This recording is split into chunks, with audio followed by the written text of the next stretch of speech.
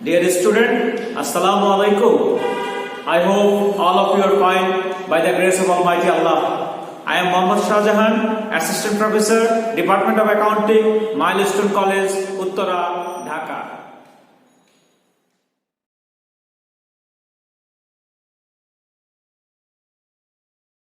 Dear student, this is our first lecture on chapter 4. This is capital and revenue transaction. Dear student, after this lecture you will be able to discuss capital transaction, you will be able to discuss revenue transaction, you can able to determine capital income, capital receipt, capital expenses, revenue income, revenue receipt, revenue expenses. Then you can able to find the deferred revenue, expenses and owner's equity. Let's come to our class. Dear student, in second chapter you have learned that there is a we have transaction. Transaction is the main things for accounting because from transaction we will record it in the books of account. All of you know that transaction means give and take. That means whatever we have we have give to others, and instead of that we will receive some benefit, then it is transaction. And transaction are two types. Transaction are how many types? Two types. We have how many types of transaction, dear student? Two types of transaction.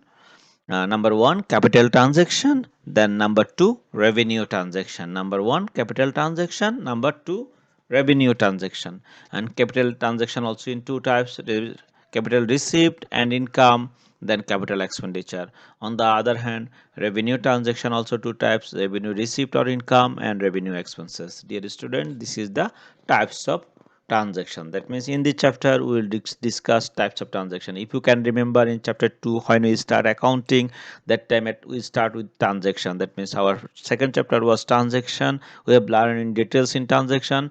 In this chapter we will discuss the types of transaction. That means mainly capital and revenue transaction. Dear student, let's come to our class.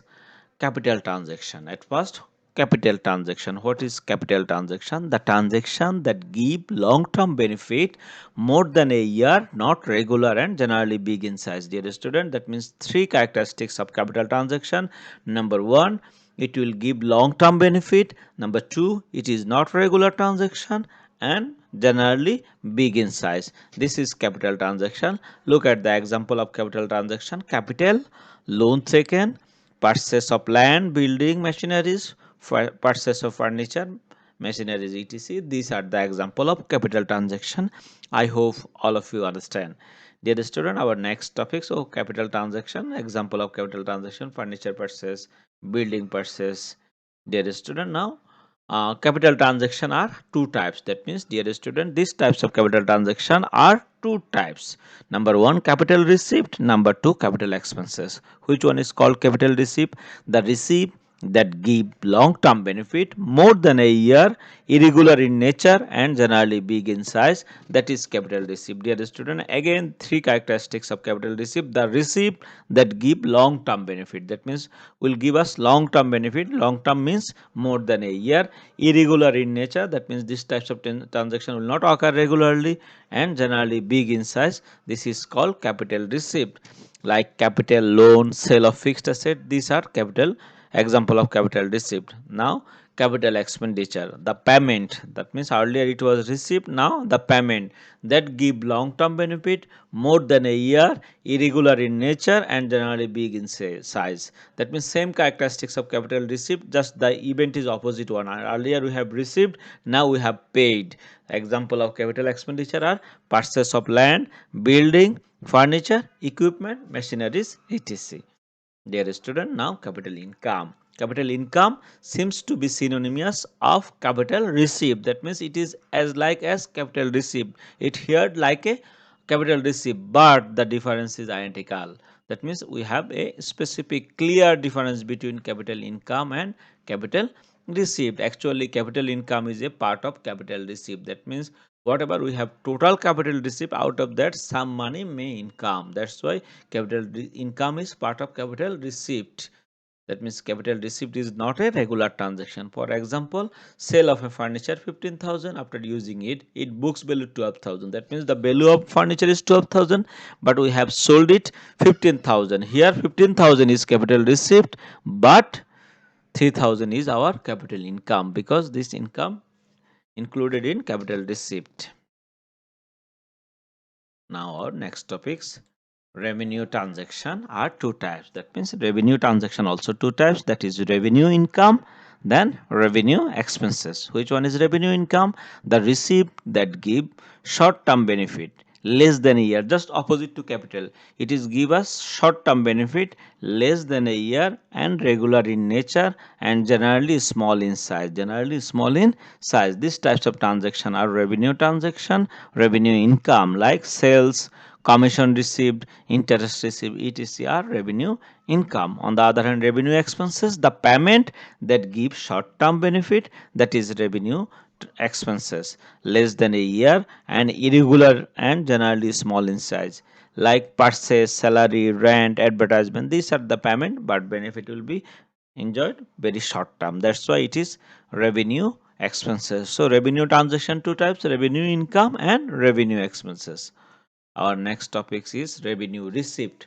Dear student, revenue receipt gives short-term benefit less than a year and regular and generally small in size. That means as revenue income. But revenue receipt gives short-term benefit and regular in general small, and give example like interest received 5,000, in which 1,000 is for next year. Here 5,000 is revenue received. That means whatever money we have received, all are revenue received, but all are not income.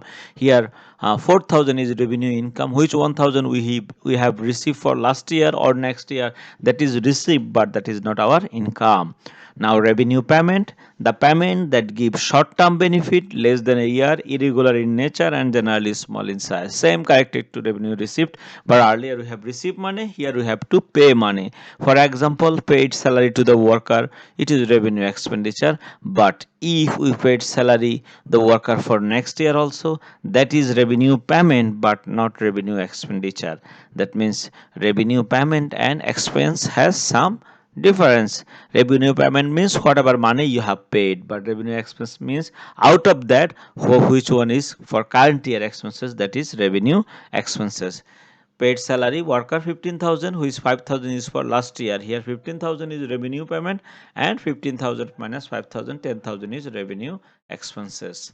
Now deferred revenue expenditure. Dear student, another important topics, deferred revenue expenditure. We have to keep it in mind. Deferred revenue expenditure, we have to calculate deferred revenue expenditure. Look at the name is very clear, deferred revenue expenditure. That means it is revenue expenditure of revenue nature, but the benefit of which extend beyond the accounting period in which it is incurred. That means these types of expenditure benefit we enjoy normally. Earlier we have learned that revenue expense means the expenses which give us service for short time, but here it is also expenses but it gives service more than a year. That's why it is revenue deferred revenue expenditure. That means expenditure of revenue nature, the benefit enjoyed beyond the accounting period, more, that means more than a year, in which it is incurred. The unwritten portion of this type of expenses which carry forward to subsequent year is called deferred revenue expenditure. Dear student, I hope all of you understand what is deferred revenue expenditure. Look at the example of deferred revenue expenditure is transferring cost of business. That means if we transfer any business from any place to other place, it will give us service more than a year. Like we have a business in Uttara, but we should like to shift it in Motizil. That means Motizil is better business place than Uttara. That means if we shift it in Motizil, then it is a deferred revenue expenditure. We will enjoy this type of benefit for a long time, but this type of expenses doesn't occur many. That's why it is revenue deferred revenue expenditure. Research cost of new product, for research cost of new product, that is also a revenue expenditure. That means for researching any new product, it will give us service more than a year, that means long time, that's why it is deferred revenue expenditure. And advertisement expenses for more than 1 year, that means if any advertisement expenses is more than 1 year occurred, then it will be also a deferred revenue expenditure. Dear student, these three are the only example in your books written for deferred revenue expenditure. If you memorize it also, you can get 2 marks from this uh, requirement. Dear student, I hope all of you are fine. Stay home, stay safe. Thank you. Thank you very much. Allah Hafiz.